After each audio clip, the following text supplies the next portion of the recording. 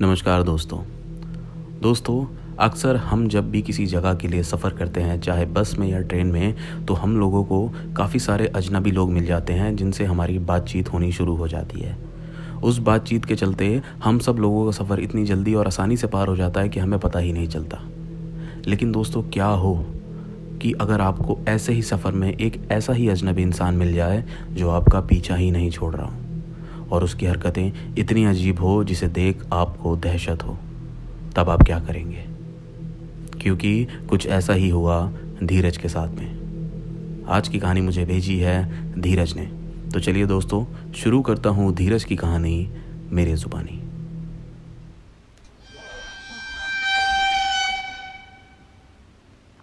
ये बात है साल 2011 की। उस समय मैं कॉलेज में था और उसके साथ साथ एसएससी की तैयारी भी कर रहा था, जिसके चलते मुझे एसएससी का ट्यूशन लेने जाना होता था। सुबह से शाम तक तो मेरा कॉलेज रहता था और उसके बाद शाम को मेरे को एसएससी की कोचिंग के लिए जाना होता था। वहाँ से लौटते लौटते मुझे 9 से 10 बज जाते थे। पूरा दिन मेरा सिर्फ पढ़ाई में ही चला जाता था। लेकिन दोस्तों, एक दिन जब मैं अपने एसएससी के ट्यूशन से लौट रहा था तो मेरे साथ बड़ी ही अजीब घटना हुई। मैं बताता हूँ दोस्तों कि मेरे को उस कोचिंग में जाने के लिए बस की ज़रूरत पड़ती है। तो दोस्तों, मैं अपने घर से उस ट्यूशन तक बस से ही जाता हूँ। मेरे घर से बस स्टेशन 10 से 15 मिनट की दूरी पे है और दूसरा वाला बस स्टॉप सीधा कोचिंग के पास में ही है, तो मेरे लिए आसान रहता है। तो एक दिन मैं ऐसे ही ट्यूशन से छूटा था। रात के 9 बज रहे थे। मैं बस स्टॉप पे बस का वेट कर रहा था। उस दिन बस काफ़ी लेट हो गई थी। अक्सर तो बस टाइम पे आ जाती थी, लेकिन ना जाने उस दिन क्या बात थी कि बस टाइम पे नहीं आई थी। 9 से ऊपर का समय हो चुका था। मैं बस स्टॉप पे अकेला ही इंतज़ार कर रहा था कि तभी दोस्तों पीछे से एक आदमी आया और मेरे बगल में बैठ गया। मेरे को लगा कि शायद वो भी बस का इंतज़ार कर रहा है। अगर मैं बात करूं उसके हुलिये की, तो उसने एक सफ़ेद कलर का शॉल ओढ़ रखा था, जिससे उसका पूरा मुंह और पूरा शरीर ढका हुआ था। उसका मुंह नहीं दिख रहा था। वो भी ठीक मेरे बगल में बैठा हुआ था। तो उस आदमी पे मैंने इतना ध्यान नहीं दिया।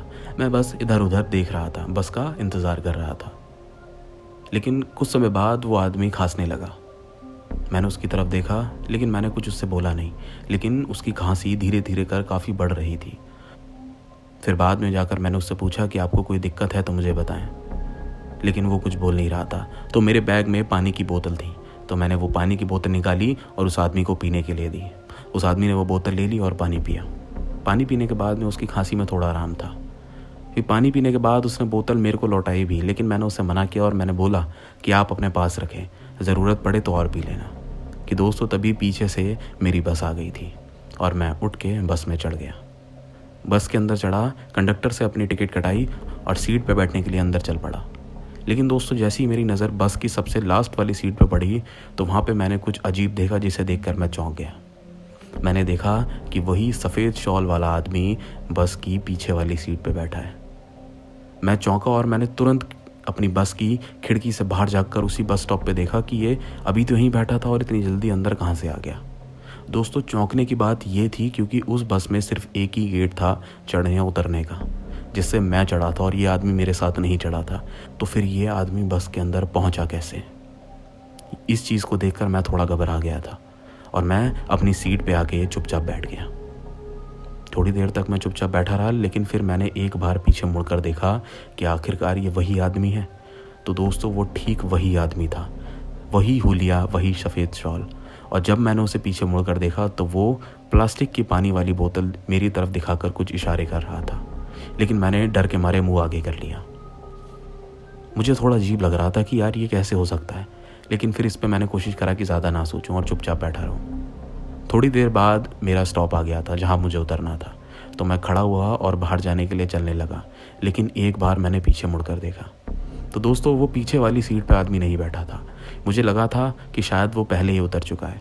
लेकिन दोस्तों, जब मेरी नज़र अपनी ही सीट से पीछे वाली सीट पे पड़ी तो देखा वो आदमी वहाँ बैठा था, यानी जिस सीट पे मैं बैठा था ठीक उसकी पीछे वाली सीट पे। जैसे ही मेरी नज़र उस पर पड़ी तो उसने फिर से वो पानी की बोतल मुझे दिखाई। लेकिन अब मैं थोड़ा घबरा गया था कि आखिरकार ये मुझसे चाहता क्या है। तो मैं भागकर बस से नीचे उतरा और घर की तरफ चलने लगा। उस स्टॉप पे सिर्फ मैं ही उतरा था और कोई नहीं उतरा था। स्टॉप से घर की दूरी मेरी 10 से 15 मिनट की थी, तो मैं पैदल पैदल घर चला जाता था।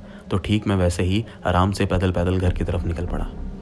मुझे लगा कि थोड़ा अब आराम है, वो आदमी आगे चला गया, अब वो मेरा पीछा नहीं करेगा। रात का समय था तो सड़क पे काफ़ी कम लोग दिख रहे थे, काफ़ी शांति थी, तो मैं चुपचाप अपने घर की तरफ चल रहा था। लेकिन मुझे कुछ समय बाद अपने पीछे से कदमों की आहट आ रही थी। मुझे लगा कि लोग बाग चल रहे होंगे, कोई भी हो सकता है। लेकिन दोस्तों, कुछ समय बाद मेरा एक चीज़ पे बड़ा गौर गया। वो ये थी कि जैसे ही मैं एक कदम आगे बढ़ाता तो जो इंसान मेरे पीछे चल रहा था वो भी ठीक वैसे ही कदम बढ़ाता। अगर मैं रुक जाता तो वो इंसान भी रुक जाता, मतलब हूबहू मेरे जैसे ही चलने की तरीका अपना रहा था। इस चीज़ को देखकर मैं थोड़ा घबरा गया और मैंने पीछे मुड़कर देखा कि आखिरकार ये है कौन। तो दोस्तों, ये कोई और नहीं, ये वही इंसान था, सफ़ेद शॉल वाला, और ये अब भी मेरे पीछे था। इस चीज़ को देखकर मैं काफ़ी घबरा गया और उसके हाथ में अब भी वही मेरी दी हुई प्लास्टिक की बोतल थी। उसमें और मेरे में दूरी करीब 10 मीटर की थी। तो मैंने उससे ज़ोर से चिल्लाकर बोला कि आखिरकार तुम मेरा पीछा क्यों कर रहे हो। लेकिन उसने कोई जवाब नहीं दिया और अपने हाथ में जो प्लास्टिक की बोतल थी उसे दिखाई। मैं अब थोड़ा डर चुका था, क्योंकि ये सच में आदमी बहुत अजीब सी हरकतें कर रहा था। तो मैं वहाँ से भागते हुए घर की तरफ निकला। कुछ दूर आगे चला तो देखा कि वो इंसान अब मेरा पीछा नहीं कर रहा है, और थोड़ी देर बाद मैं अपने मोहल्ले के अंदर भी आ चुका था। उस मोहल्ले में मेरा घर 3री नंबर की गली में था और गली में 8वें नंबर का मेरा मकान था। तो मैं अपनी गली की तरफ बढ़ रहा था, और लेकिन दोस्तों, जैसे ही मैं अपनी गली के अंदर घुसा और मैंने अपने घर की तरफ नज़र मारी तो दोस्तों फिर से वही आदमी, वही सफ़ेद शॉल वाला आदमी ठीक मेरे घर के बाहर बैठा हुआ था। ऐसा लग रहा था जैसे वो इंसान मेरा इंतज़ार कर रहा हो। उसने अपना गर्दन उठा के मेरी तरफ देखा। उसका सर नहीं दिख रहा था, पूरा शॉल से ढका हुआ था, लेकिन उसके हाथ की पानी की बोतल अब भी मेरी तरफ थी। मैं दोस्तों इस चीज़ को देखने के बाद डर गया और तुरंत वहाँ से भागकर गली से बाहर निकल गया। मुझे समझ नहीं आ रहा था कि अब मैं क्या करूं। ये आदमी तो मेरे पीछे ही पड़ गया है, ना जाने क्या चाहता है, कुछ इसके गलत इरादे तो नहीं है, और मैं अपने घर के अंदर कैसे जाऊं, क्योंकि ये तो मेरे घर के बाहर ही बैठा है। मुझे समझ नहीं आ रहा था कि आखिरकार मैं करूं तो क्या करूं, कि तभी मैंने देखा कि मेरे एक जानकार के भैया हैं, वो वहाँ से गुजर रहे थे। तो मैंने उनसे बोला कि भैया आप मेरी मदद करें। उन्होंने बोला कि क्या हुआ बता। मैंने बोला कि एक इंसान है, वो मेरा पीछा कर रहा है मेरे ट्यूशन से, और वो पीछा करते करते मेरे घर तक आ गया और मेरे घर के बाहर बैठा है, आप मुझे मेरे घर तक छोड़ाएं। तो उन्होंने बोला कि ठीक है चल, मैं तेरे को तेरे घर छोड़ाता हूँ, और उनके साथ मैं घर की तरफ निकल पड़ा। लेकिन जब उनके साथ मैं गली में घुसा तो दोस्तों मेरे घर के बाहर कोई नहीं था। मैं फिर चौंक गया कि आखिरकार वो अब फिर कहाँ चला गया। गली के बाहर तो वो निकला ही नहीं था। लेकिन भैया ने मुझे घर के बाहर छोड़ा और मैं घर के अंदर पहुँच गया। जब मैं घर के अंदर पहुँचा तो मेरे चेहरे के रंग उड़े हुए थे, जिसे मेरे परिवार वाले देख के समझ गए कि मेरे साथ कुछ ना कुछ तो गड़बड़ हुई है। इसके बाद उन्होंने मुझसे पूछा कि क्या हुआ है, तो मैंने उन्हें सब बताया कि आखिरकार मेरे साथ क्या क्या चला। ये बात सुनने के बाद घर वाले काफ़ी डर गए और मेरी तो सच में हालत ख़राब थी। इस घटना के बाद मैं करीब 2 दिन तक ट्यूशन नहीं गया, क्योंकि मेरी हिम्मत ही नहीं हो रही थी कि आखिरकार मैं अब जाऊँ कैसे। लेकिन दोस्तों मेरे को ट्यूशन तो जाना था, मैं उसे छोड़ नहीं सकता था। तो इसीलिए मैं 2 दिन बाद फिर से ट्यूशन गया, इस उम्मीद से कि शायद अब वो इंसान ना दिखे। मैं ट्यूशन से ठीक 9 बजे वहाँ से छूट गया था और बस स्टॉप के पास आ चुका था। लेकिन आज मैं बस स्टॉप के पास बैठा नहीं था, उसके बगल में ही खड़ा बस का इंतज़ार कर रहा था। और दोस्तों आज ठीक 9 बजे बस आ गई थी, आज बिल्कुल लेट नहीं थी। तो मैं खुश था कि आखिरकार वो आदमी मुझे नहीं दिखा, और मैं बस में चढ़ा, टिकट कटाई और अपनी सीट पर जाकर बैठ गया। उस दिन बस में काफ़ी कम लोग थे, तो इसीलिए मैं अपनी विंडो वाली सीट पर जाकर आराम से बैठा था। बस चल रही थी, ठंडी ठंडी हवा खिड़की से आ रही थी, और ये सारी चीज़ अब मेरे दिमाग में चल भी नहीं रही थी उस इंसान से लेकर। लेकिन अगले स्टॉप पे बस रुकी। उस स्टॉप पे करीब 4 से 5 लोग बस में चढ़े। जब उन्हें मैंने देखा कि आखिरकार ये कौन कौन लोग हैं, तो दोस्तों उन 4-5 लोगों में से आखिरी इंसान वही शॉल वाला आदमी था। जी हाँ, वही शॉल वाला आदमी फिर से उस बस में चढ़ा, जिसे देख मेरे शरीर कांपना शुरू हो गया। सच में सांसें बहुत तेज़ चलने लगी थी कि आखिरकार ये फिर से आ गया। मैं कुछ कर पाता, मैं उस सीट से उठ के कहीं और जा पाता, कि तभी वो इंसान आके मेरे बगल में ही बैठ गया। मैं इतना डर चुका था कि मैंने अपना मुंह खिड़की की तरफ ही रखा, उसकी तरफ देखा ही नहीं। मैं चुपचाप उधर ही बैठा रहा। सांसें बहुत तेज चल रही थी, शरीर, हाथ सब कुछ काँप रहा था। समझ नहीं आ रहा था कि अब मैं करूँगा भी तो क्या करूँगा। कि दोस्तों तभी कुछ देर बाद उस इंसान ने मेरे पैरों पर वही मेरी दी हुई प्लास्टिक की बोतल वापस रख दी। उस चीज़ को देखकर मैंने उस इंसान की तरफ अपनी गर्दन घुमाई। वो इंसान चुपचाप सीट पर बैठा हुआ था। मैंने उसे ऊपर से नीचे तक देखा। वो आज भी ठीक वैसे ही था, लेकिन दोस्तों जब मेरी नज़र उस इंसान के पैरों पर गई तो मेरे होश उड़ गए, क्योंकि उस इंसान के पैर किसी पेड़ की टहनी की तरह थे, बिल्कुल पतले, और वो इंसानी पैर थे ही नहीं। तो आखिरकार वो था कौन? उस चीज़ को देखने के बाद दोस्तों मैं बेहोश हो गया था और मुझे पता नहीं आगे क्या हुआ।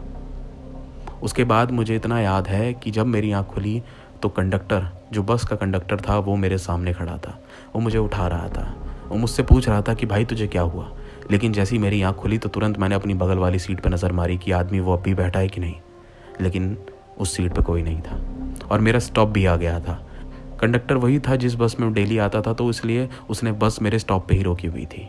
तो इसीलिए मैं उठा और बस से भाग कर नीचे उतरा और दोस्तों भागता भागता सीधे अपने घर पहुंचा। हालत बहुत ख़राब थी। घर में जाकर फिर से मैंने घर वालों को बताया कि आज मेरे साथ फिर से ये हुआ।